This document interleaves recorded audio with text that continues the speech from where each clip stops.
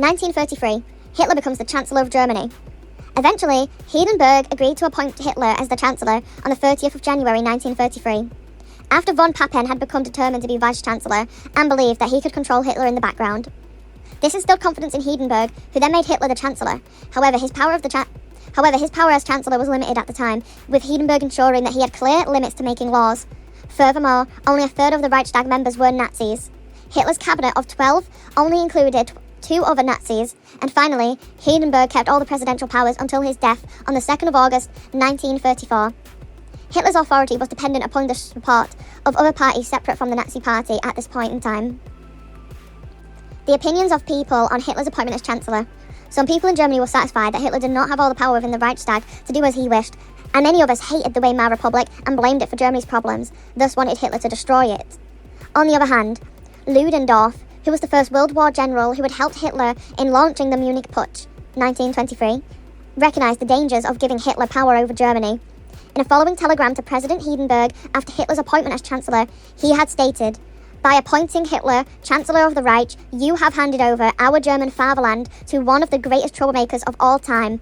I predict this evil man will plunge our Reich into the abyss, and will inflict immeasurable harm on our nation. Future generations will curse you in your grave for this action." The Reichstag fire. This event took place on February 27th of 1933, in which the German parliament, the Reichstag building, was set on fire. The perpetrators are still debated, however one thing is clear. The outcome it brought was that Hitler and the Nazis had used this event to blame the Communist Party and seize power over the Reichstag, leading to the official end of democracy in Germany. During the following year, in 1934, 6 days after the Reichstag fire, while Hitler was the Chancellor, he ordered an election for the new Reichstag and used his points that the Reichstag fire was proof of a serious communist threat and that people should vote for the Nazis to stop this threat in order to secure more seats. Nazis' build of influence. Goering began to replace police officers with Nazi supporters, meaning that violence executed by the Nazi Party to intimidate opponents were not stopped.